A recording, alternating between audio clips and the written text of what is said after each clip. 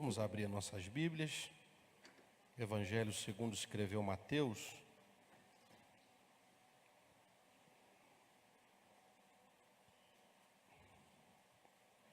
Capítulo 24, verso 36. Deus me deu essa palavra e eu tenho certeza que ela vai falar contigo. Ela vai edificar a sua vida. Verso 36. Os irmãos acharam? Glória a Deus. Porém, daquele dia e hora ninguém sabe, nem os anjos dos céus, nem o Filho, mas unicamente meu Pai. E como foi nos dias de Noé, assim será também a vinda do Filho do Homem. Porquanto assim como nos dias anteriores ao dilúvio, comiam, bebiam, casavam e davam-se em casamento, até o dia em que Noé entrou na arca, e não o perceberam, até que veio o dilúvio, e os levou a todos. Assim será também a vinda do Filho do Homem. Então, estando dois no campo, será levado um e deixado o outro. Estando duas moendo no moinho, será levada uma e deixada outra. Vigiai, pois porque não sabeis a que hora há de vir o vosso Senhor. Mas considerai isto: se o pai de família soubesse a que vigília da noite havia de vir o ladrão, vigiaria e não deixaria que fosse arrombada a sua casa. Por isso, estai vós apercebidos também, porque o Filho do Homem há de vir a hora em que não penseis. Amém? Pode tomar o seu assento, queridos. Nós estamos diante do sermão profético, que fora pregado, ensinado pelo Mestre. É interessante destacar que a Bíblia é inspiração divina e proveitosa para ensinar, para redarguir, para corrigir, para instruir com justiça, não é? E a Bíblia diz que o Espírito testifica, e diz a palavra de Deus que o Espírito é quem revelou. Em especial aqui, o sermão profético, que se divide em 8 etapas diferentes, no capítulo de número 24, você vai encontrar, dentro das Escrituras, você vai encontrar várias partes do sermão profético. Se você voltar, você vai ver na epígrafe do texto, a primeira parte do sermão profético é exatamente o princípio das dores. O princípio das dores se equipara exatamente à primeira ênfase do sermão profético. É a primeira coisa que é destacado dentro do sermão profético, dentro da galeria do sermão profético. A segunda parte é exatamente o sermão contínuo, né? Onde continua, na verdade, que é a parte da grande tribulação. Interessante que já destaca duas coisas. A primeira coisa é que o sermão profético, a primeira parte, dá ênfase num período que antecede a grande tribulação. Isso aqui já fica claro dentro desses versículos, do versículo 1 ao versículo 14 e do versículo 15 até o verso 28, onde vai dar ênfase na grande tribulação. E a terceira parte, contínua do sermão profético, é a parte da vinda do Filho do Homem, onde pega no meio do princípio das dores e da ênfase da grande tribulação, se destaca o momento do aparecimento do Filho do Homem, aonde ele retornará para buscar os seus. E um destaque dentro dessa parte é a segunda fase da segunda vinda, que é o verso de número 30, quando ele fala: então aparecerá no céu o sinal do Filho do Homem, e todas as tribos da terra se lamentarão e verão o Filho do Homem vindo sobre as nuvens do céu, com poder e grande glória. Veja que não se trata do arrebatamento da igreja, mas se trata da segunda parte da segunda vinda. É quando ele vai aparecer e todas as nações se lamentarão, por vários motivos. Mas a Bíblia vai mostrar que quando ele vir desta forma, ele vai aparecer e aquela nuvem vai revelar, vai mostrar quem é o Filho do Homem. Então esse é o destaque da terceira ênfase. E você vai ver aqui ainda, no versículo 36 a seguir, a Bíblia continua. O sermão profético continua. E você vai ver o sermão contínuo, é a exortação à vigilância. Aqui ele vai englobar a parte de vigilância, tanto para a igreja, que é onde nós vamos falar, quanto também essa situação aqui, ela pode ser uma vigilância até para Israel, para os judeus, né? Não só para a igreja, mas também para os judeus. E continua. E no versículo 45 a seguir, o sermão continua, a parábola dos dois servos. Você vai ver a parábola dos dois servos. E do capítulo 25 a seguir, o sermão profético continua, onde vai entrar na parábola das 10 virgens, que você conhece. E ali na frente, do versículo 14 a seguir, vai falar sobre a parábola dos 10 talentos, até chegar o versículo 31 a seguir, aonde é o fim do sermão profético, aonde a indagação é a vida eterna e o castigo eterno. Ali se finda o sermão profético. Então o sermão profético de Mateus 24, ele tem 8 ênfases. Ele tem 8 partes que, ao mesmo tempo que são distintas, algumas coisas, elas se complementam dentro dos acontecimentos, dentro da visão teológica, escatológica, daquilo que se diz sobre o arrebatamento, a segunda vinda, grande tribulação e outros acontecimentos, como os sinais, tanto em cima quanto embaixo. Então ele vai se complementando. Mas aonde nós lemos, eu quero que você volte para cá comigo, em Mateus capítulo 24, a partir do verso 36, aonde nós vamos aqui destacar a parte que Jesus ele deixa logo claro, que é a respeito da vigilância. E de antemão, ele logo no verso 36, ele diz: porém daquele dia e hora, ninguém sabe. Veja que interessante. Ele diz que para esse fato, o que vai acontecer, ninguém tem esclarecimento do dia e da hora.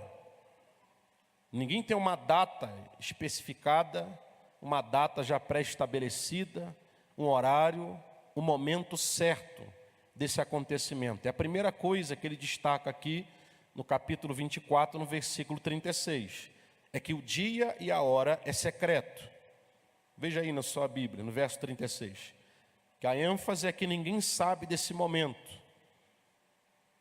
Trazendo e fazendo um destaque para que a gente possa seguir a epígrafe, que é sobre a vigilância. A primeira parte, por que nós temos que vigiar? Exatamente porque do dia, horário, mês e ano ninguém sabe. Isso é a primeira coisa que se destaca. A segunda coisa, veja, nem os anjos dos céus. A segunda coisa que se destaca é que agora não é mais a parte terrena. Porque parece que pela primeira questão que foi implícita aqui no texto, que foi indagado para nós, é que ninguém, essa palavra ninguém parece que está ligada somente na questão terrena, na visão humana, significando que ninguém, humanamente falando, nenhum homem, ele tem competência para dizer qual é o dia e a hora. Então, na terra, ninguém está qualificado e ninguém tem essa certeza de falar qual é a data, o momento que Jesus vai vir. Mas ele parte. E a segunda ênfase, no versículo 36, parte para agora a parte celestial. Veja que vai dizer que nem os anjos que estão nos céus. Agora já saiu da visão terrena, já seguiu para uma ótica angelical. Está dizendo que os anjos dos céus, que assistem diante do trono do Todo-Poderoso, que 24 horas por dia estão auxiliando e trabalhando, seguindo suas diretrizes divinas, nem eles, que são servos de Deus e conservos da igreja, eles sabem o momento do arrebatamento ou da sua vinda. Eles não sabem o dia e a hora. Veja que interessante.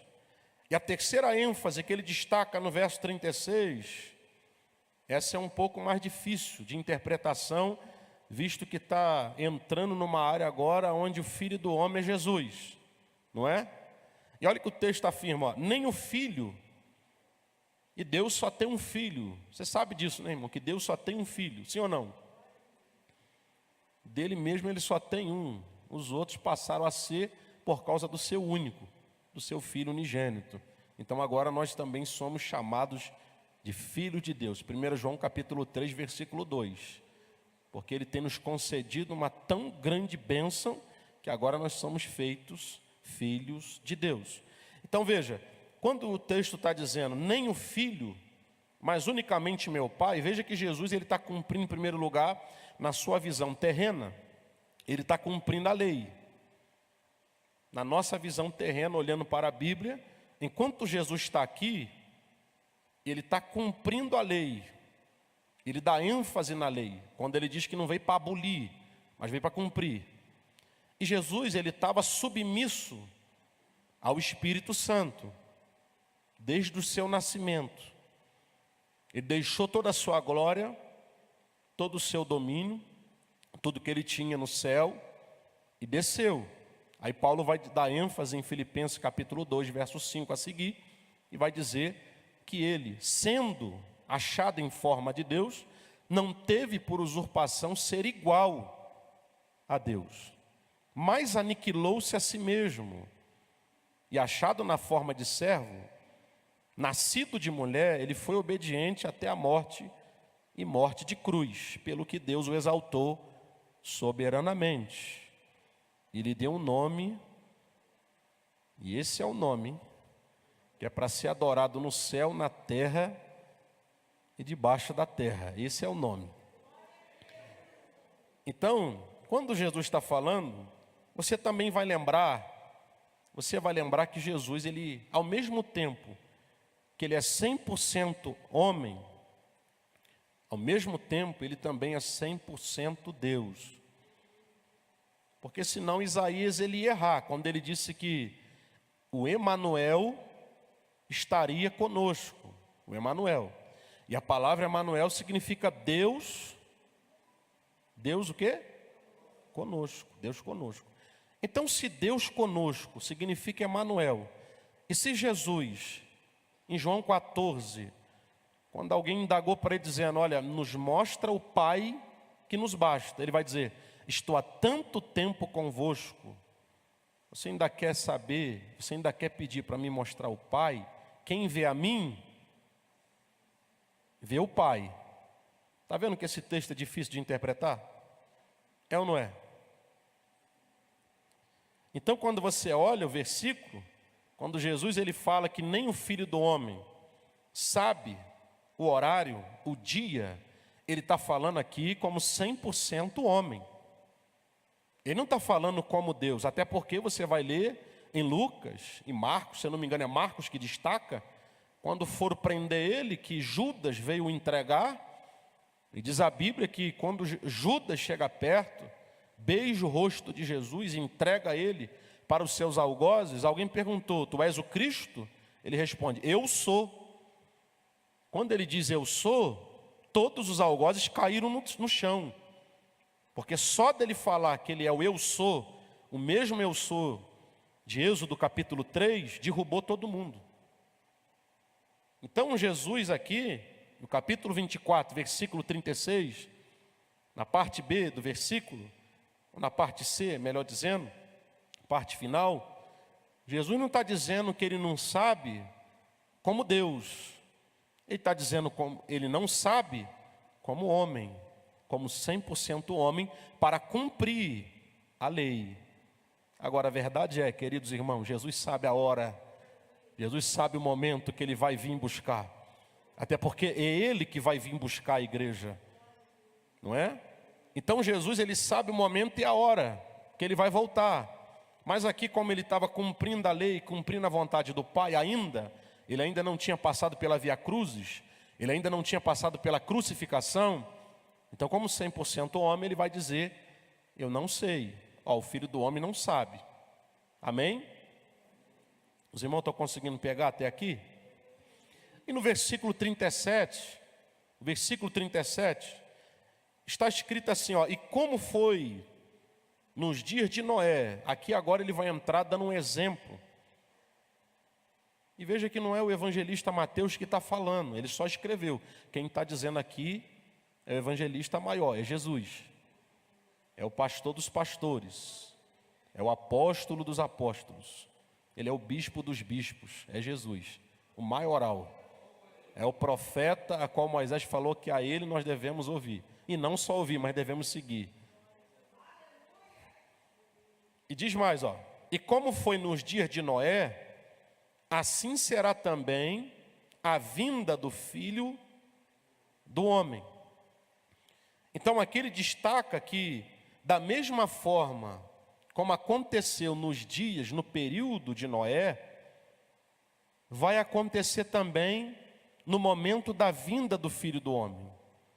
E o que se destaca naquele período? Você sabe que naquele período era uma nação que estava ali naquela terra, na época terrena, destacava sendo chamada de nação antediluviana, porque foi uma nação que foi visitada pelas águas. Mas antes das águas vinham, essa nação é chamada antediluviana. E se destaca nela, exatamente uma desobediência generalizada e não querer obedecer a Deus, dentro de todos os pecados que estava pré-estabelecido naquela época. E se eu não me engano, cerca de 99 anos, se eu não me engano, se não me falha a memória, mas se você vai chegar em casa, confere lá na Bíblia, tem muito tempo que eu não vejo isso aqui, eu vou falar agora. Mas na época que Noé ele criou a arca, quando Deus deu para ele essa ordem, essa direção, me parece que demorou cerca de 99 anos para ele fazer. E Noé na Bíblia é chamado de pregoeiro da justiça. É interessante destacar que Lucas, no capítulo 21 de Lucas, ele vai dizer, Jesus vai dizer que depois que a figueira brotar, não passaria essa geração. Depois que a figueira brotar, você vai entender o que eu vou falar. Depois que a figueira brotar, essa figueira brotou em 1948, com voto Minerva de Oswaldo Aranha, que estava naquele conclave, e ele deu voto, veredito, para que Israel fosse declarado como Estado. Então Oswaldo Aranha era um brasileiro. De 1948 para cá, existe uma geração. E alguém diz que a geração ela dura cerca de 70 anos. 70 anos. Mas se Noé, ele acabou de fazer a arca cerca de 99 anos, então passou um pouquinho, uns 70, e sobrou alguns anos de lambuja, não foi? Antes da água descer, antes de Deus abrir os lençóis freáticos dos seus reservatórios, que fica debaixo da terra no subsolo. Antes disso acontecer, antes das comportas do céu se abrir, e as comportas de baixo também se abrir, mandar água para cima e água descer, cerca de 99 anos, que você vai conferir depois em casa, eu também vou conferir. Então, além dos 70 anos, demorou mais um pouquinho. A bem verdade é que Lucas capítulo 21 vai dizer que não passará esta geração. E quando ele diz isso, tudo aponta para a nossa geração. Tudo aponta para logo após esse período de 1948 para cá. Eu não estou dando data, eu estou dizendo que por causa de uma geração. E você pega esse período de Noé, 99 anos criando a arca. Depois dos 99 anos, Deus mandou ele entrar na arca, quando ele criou a arca. E diz a Bíblia que naquele período vai se destacar que Jesus ele chama a atenção aqui no versículo 37, que vai ser exatamente igual naquele período que Noé estava na terra. E veja o que se destaca no verso 38, veja. Porquanto assim como nos dias anteriores ao dilúvio, vai se destacar coisas naturais, veja se não é coisas normais, coisas normativas, veja. Naquele dia, naqueles dias, anteriores ao dilúvio, comiam, isso não é natural, comer? Bebiam, veja, casamento também não é coisa natural? Você está vendo que o exemplo que Jesus está dando é só de coisa terrena, coisa natural, coisa simples de pegar? Ele está falando que naquele período, as pessoas, elas comiam, bebiam, casavam e davam-se em casamento. Mas a parte final, veja o destaque da parte final. Até ao dia em que Noé entrou na arca. Então, até o dia que Noé entrou na arca, os dias que antecedem a entrada dele na arca, estava acontecendo tudo normal. As pessoas casavam, as pessoas se davam em casamento. E há um detalhe, que hoje as pessoas também estão fazendo muito isso. As pessoas estão casando, aí se separa e se dá em casamento de novo. Não está acontecendo isso? Às vezes nem separou, já está com a outra esposa. Quando você vai ver, já está com outra. Naquele período casavam-se e davam-se em casamento. Tudo normal, coisa terrena. Comer não é coisa boa? Não é bom, irmão, comer? Não é bom beber? Jesus está falando de coisa que as pessoas fazem todos os dias. Come e bebe. E depois se casa. Não é? Está falando de coisas naturais. Mas é um sinal preponderante ao arrebatamento da igreja. É um sinal que Jesus deixa claro, é uma evidência da sua volta. É aquilo que aconteceu no passado. É interessante que Jesus está usando uma linguagem interessante que Paulo vai dizer, esquecendo-me das coisas que para trás fica. Mas Jesus não se esqueceu desse detalhe. Está vendo que Jesus não se esqueceu? Ele vai dizer, olha, dá uma observada no período que aconteceu com a nação antediluviana, antes de Noé entrar. Dá uma olhada a tudo que eles faziam e vê se equipara a tudo que se faz hoje. Em outras palavras, ele está olhando uma coisa do passado para trazer uma aplicação no presente por discípulos, que estavam visualizando Jesus, e para nós estamos no futuro do texto. Nós estamos no futuro do texto, aqui. E se enquadrando no futuro do texto, veja, agora para nós já se tornou o presente, sim ou não? Porque no texto, quando ele foi pregado, não tinha sido escrito ainda. Jesus pregou, ele ensinou.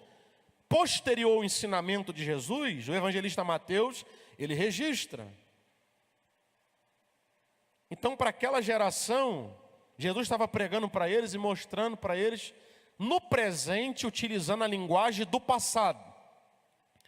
E para nós, hoje, que chegou-se para nós o texto, a palavra de Deus escrita, revelada, agora ela serve para a gente olhar para o passado, lá para a época de Noé, olhar para o passado que Jesus estava na terra, como homem, e ele traz um alerta ensinando do período passado, para nos trazer uma revelação para o futuro, para o presente e futuro. Veja, por que presente e futuro? Porque o arrebatamento pode acontecer aqui agora. não é? No presente e futuro.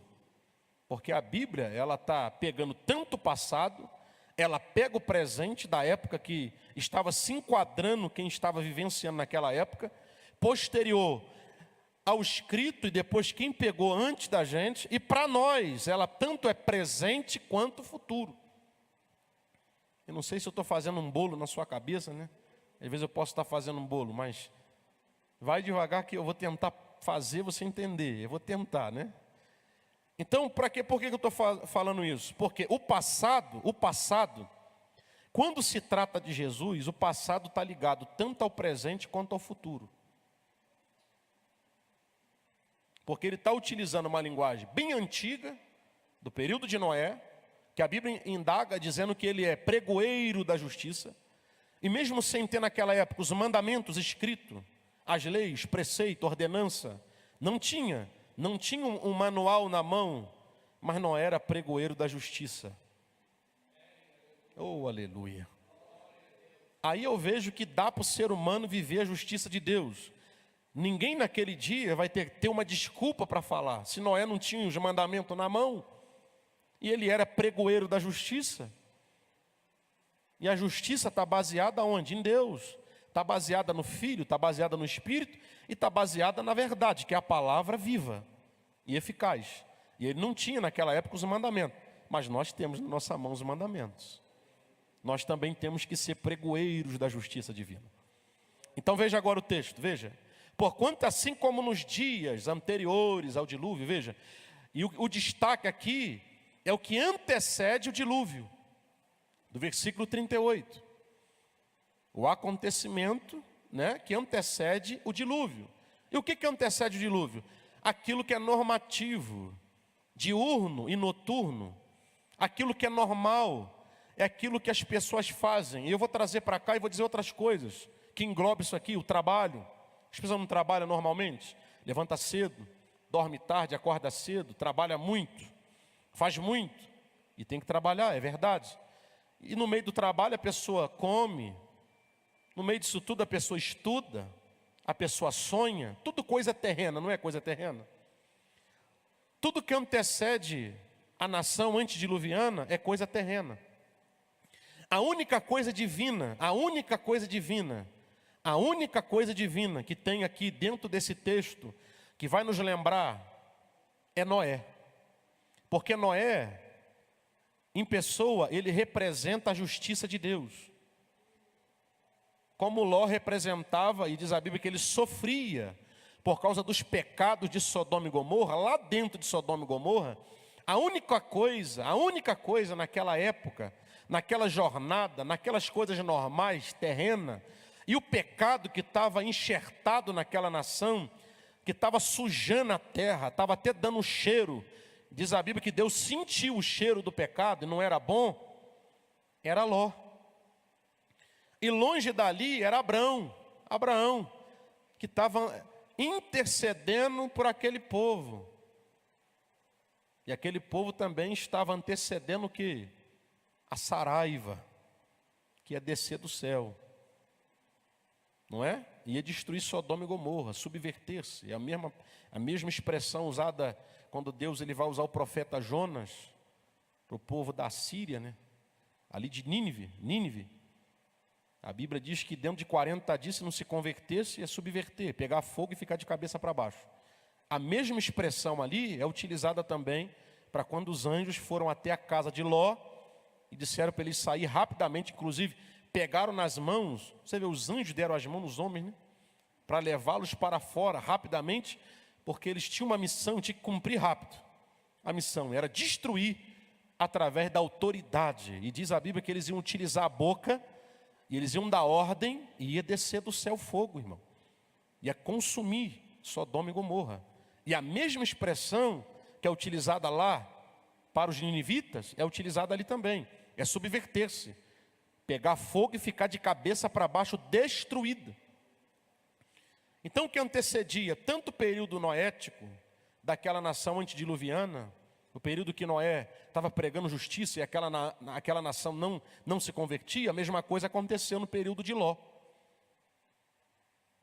E veja que o versículo 38, ele está falando, para você pegar e nunca mais esquecer, que tudo que estava acontecendo ali era coisas normais, que todo mundo faz. Só que a parte final, veja, a parte final, vai se destacar outra coisa. Veja a parte final do versículo 38. Isso aqui é o segundo destaque do versículo 38. Até o dia em que Noé entrou na arca. Aqui está a divisão de águas. Aqui está a separação entre a impiedade e a justiça. Aqui está a separação entre a maldade e a bondade de Deus. Até que Noé entrou na arca. Até o dia que Noé entrou na arca, estava tudo normal. Até o dia que Noé pisou na arca, estava tudo normal. Tudo normal. Acordavam, levantavam, comiam, bebiam, casavam, fazia festa, davam-se em casamento, fazia tudo normal, até que Noé pisou na arca. E é interessante destacar, olha o verso 39. Até que Noé entrou na arca. Veja o verso 39. Está tudo normal. Noé está construindo a arca, está com o martelo na mão, está colocando betume entre as frechas. E Deus mandou ele betumar, colocar betume nas frechas. Por quê? Porque a arca não podia ter brecha. A arca não podia ter brecha, porque vinha muita água. E se tivesse brecha, ia entrar água. Na nossa vida é a mesma coisa. Além de construir a arca, tem que tapar as brechas. Não basta só construir, não basta só erguer, não basta só edificar. Tem que tapar as brechas. E toda a arca tem brecha.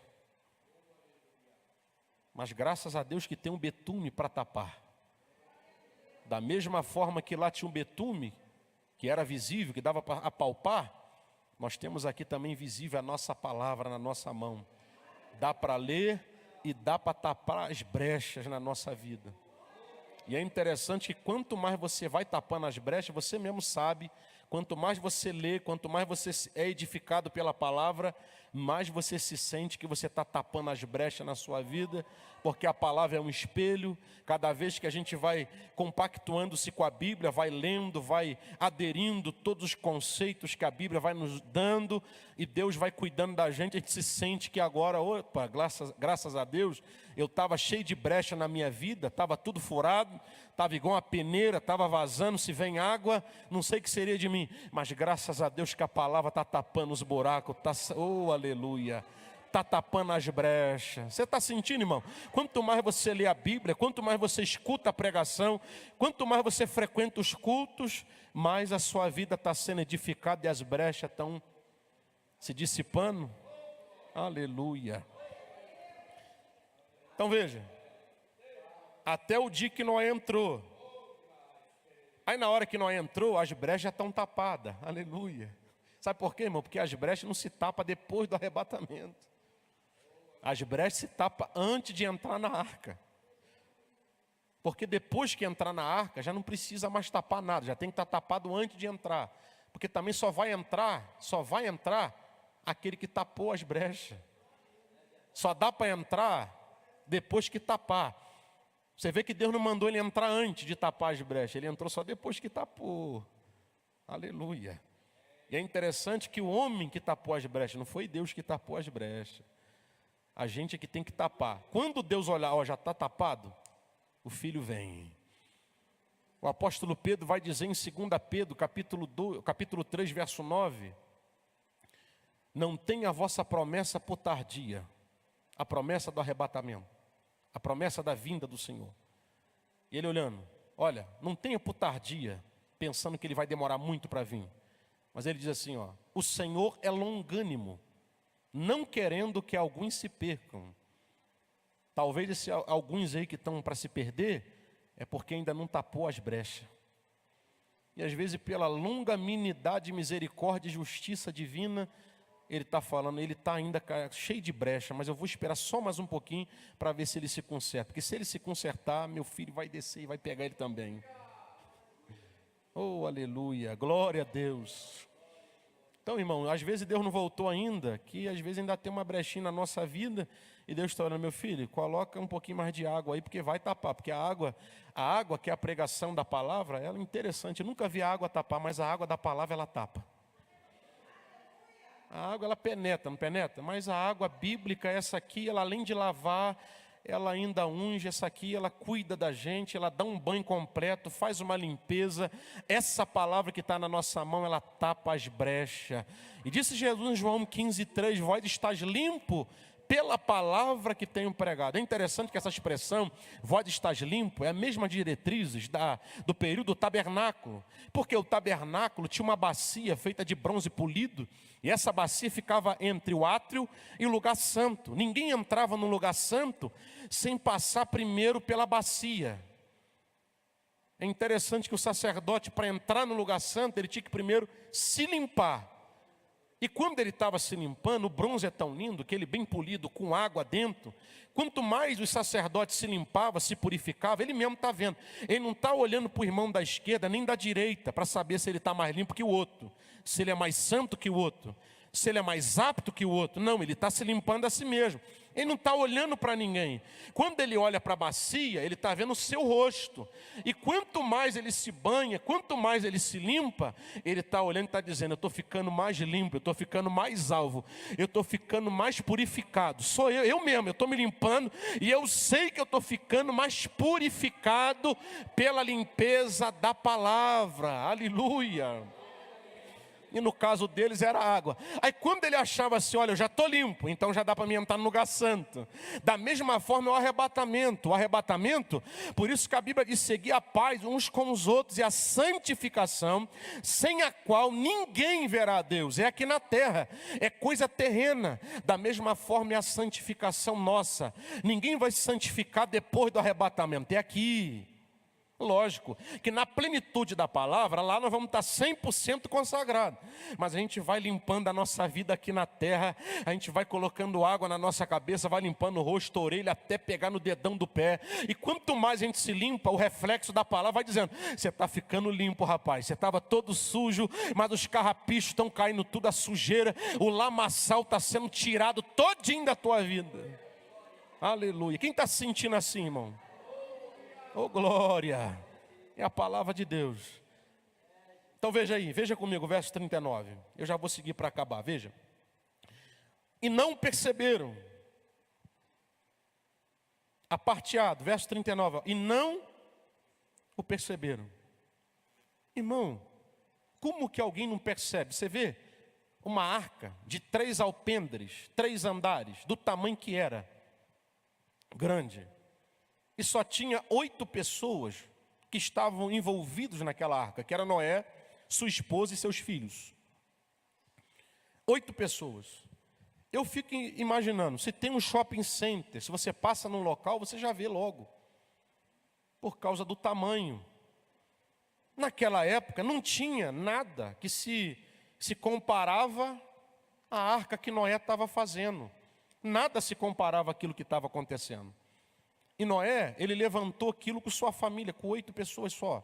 Ele, sua esposa e seus filhos, que trabalharam ali e edificaram.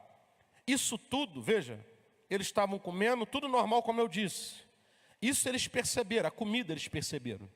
As festas eles perceberam. Os convites para os aniversários, isso eles perceberam. O restaurante que estava funcionando na época, isso eles perceberam. Comiam, bebiam, a bebida, eles perceberam a bebida. Perceberam até tudo que podia ser de bom através da comida e através da bebida. Mas interessante que o versículo 39, a parte A, quando Noé entra na parte final do versículo 38, entra, né, que é a sequência do versículo 38, vai dizer que eles não perceberam quando Noé pisou dentro da arca. Tudo é normal até que Noé coloque o pé dentro da arca. Tudo está normal. Nada mudou. Tudo está tranquilo. Noé está construindo a arca. Muito legal. Passa para a direita, passa para a esquerda. Está vendo ele edificando, levantando. Muito bonito. Alguém até devia dizer, esse cara é maluco. Nunca desceu água aqui. Como é que ele está dizendo? Ele está pregando que vai chover. Que vai vir muita água. Sendo que só subia, diz a Bíblia, o vapor que Deus fazia subir e que regava as plantas. mas nunca tinha chovido forte, nunca tinha descido água. E Noé estava agarrado na palavra, vai chover. E Deus mandou eu erguer essa arca, eu vou erguer. Da mesma forma é nos dias de hoje. Muita gente que entra e sai da igreja e lá fora no mundo, já ouviram a pregação dizendo, Jesus vai voltar, Jesus vai vir. Muita gente que entra aqui mesmo na igreja e sai daqui, já ouviram falar da pregação do arrebatamento. Mas no entanto, estão igualzinho à geração antediluviana. Até Noé pisar dentro da arca, tudo é normal. Nada mudou. O que Noé está falando, entra no ouvido e sai no outro. Até Noé pisar dentro da arca.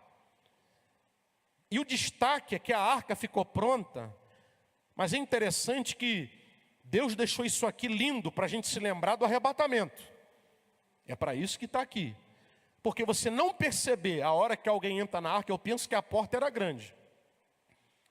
O que levava até a entrada também era grande. Você vai ver um navio, ele tem uma porta, mas às vezes a porta até é bem pequena. Mas porque também a porta do céu é bem estreita.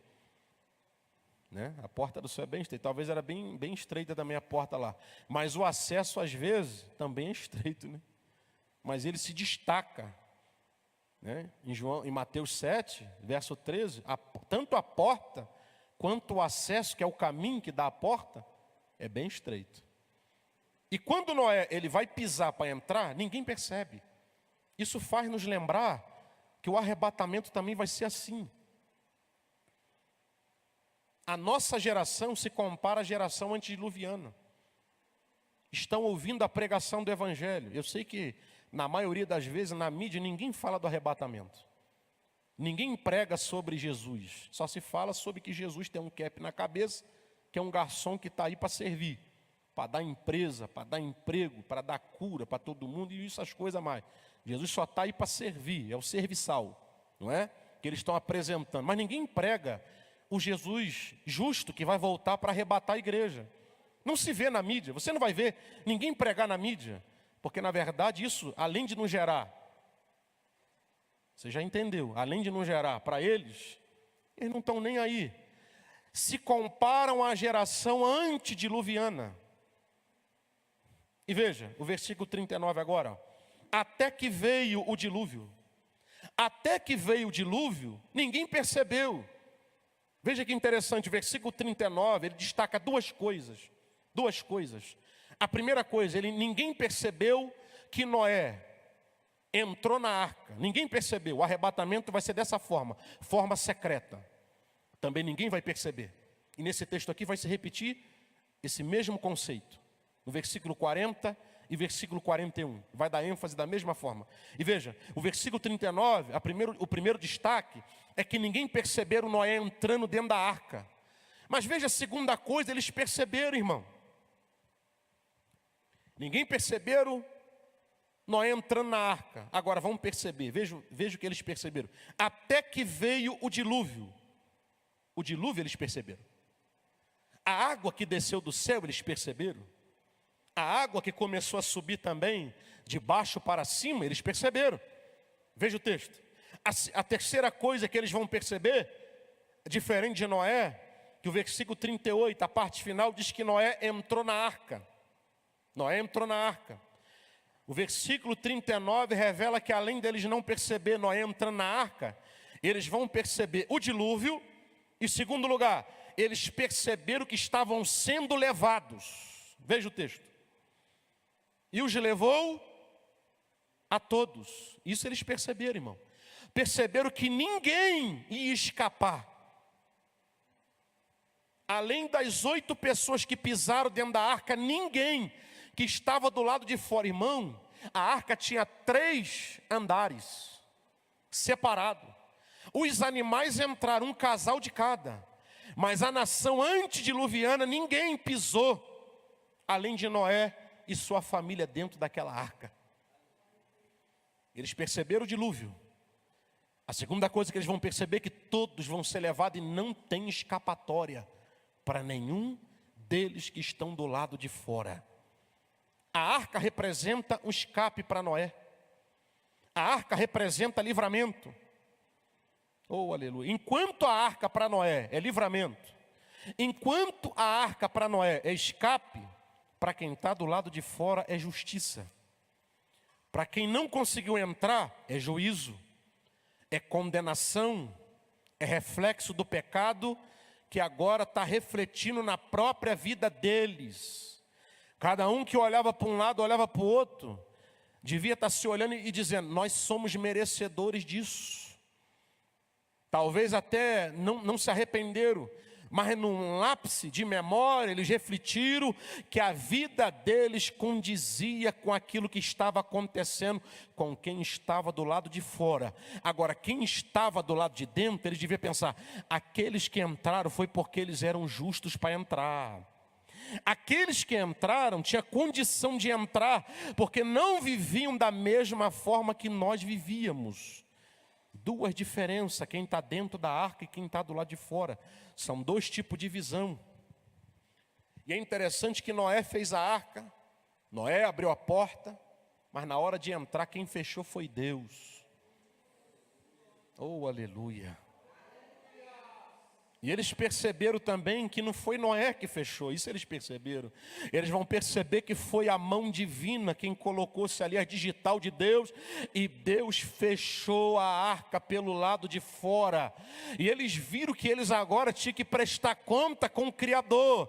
Eles estavam tete a tete com Deus, debaixo da jurisdição divina. Ô irmão, nós não podemos perder o arrebatamento de jeito nenhum. Imagina se a Bíblia diz: durar coisa é cair na mão do Deus vivo. E eles sentiram. E eles sentiram estar na mão do Deus vivo. Não perca o arrebatamento. Nós não podemos perder o arrebatamento por coisas terrenas. Irmão, e por muitas pequenas coisas as pessoas vão perder o arrebatamento. Quer ver um exemplo? As pessoas vão perder, eu estou falando de coisa terrena que acontece na terra, como o exemplo que Jesus deu no versículo 38. Uma pequena mentira que nós julguemos, que seja pequena. Eu sempre dou esse exemplo. Quando o telefone toca na nossa casa, eu faço isso, eu faço, tá? Eu faço isso. Se o telefone tocar e eu não quiser atender, nem a mão eu coloco nele. Esse dia tocou, minha esposa falou: amor, atende. Eu falei: não vou atender, porque não é o momento de eu falar, deixa tocar. Porque se eu atendo, eu vou ter que falar com a pessoa: irmão, não dá, eu não estou querendo falar agora com você, não tem como você ligar depois. Já a pessoa do outro lado não vai entender, então é melhor não atender. Eu estou dando uma resposta sem colocar a mão, sem falar, não é? Assim, a pessoa do outro lado pode fazer qualquer pré-julgamento, aí é ele Deus. Mas eu estou limpinho diante do Senhor. Agora, quando o telefone toca, aí você diz assim, ó, atende, diz que eu não estou. Você estando, é mentira ou é verdade? É mentira? E diz a Bíblia que o pai da mentira é quem? É o diabo. E a mesma Bíblia diz que quem mente é filho do diabo. Os mentirosos vão entrar no céu? Sim ou não? Não vai entrar. Os afeminados vão entrar no céu? Os sodomitas vão entrar no céu? Vão? Os adúlteros entram? Os ladrões? Roubadores? Os cães? Os feiticeiros? Então tudo que está englobado aqui já ficou de fora do céu. Então um pequeno pecado que alguém julga dizendo é mentira, é pequeno pecado. Vou terminar agora que eu já estou vendo que a hora já foi. O pequeno pecado da mentira, se a gente praticar mentira e não se arrepender antes do arrebatamento, a gente vai ficar do lado de fora igual aconteceu com a nação antediluviana. Eu estou dando um pequeno exemplo, porque aí você que vai ver o tamanho, aí é com você, não é comigo, porque não é eu, nem ninguém vai dizer quem vai ficar de fora. Lógico, pela palavra de Deus, os ímpios, a impiedade, quem pratica impiedade, não entra no céu. Mas nós não julgamos quem vai entrar ou vai ficar de fora. Pregamos a palavra, e a palavra, ela por si só, ela tem autoridade já para dizer: tu entra e tu fica do lado de fora. Você vai entrar e você não, pela palavra. Eu termino aqui, vou terminar agora.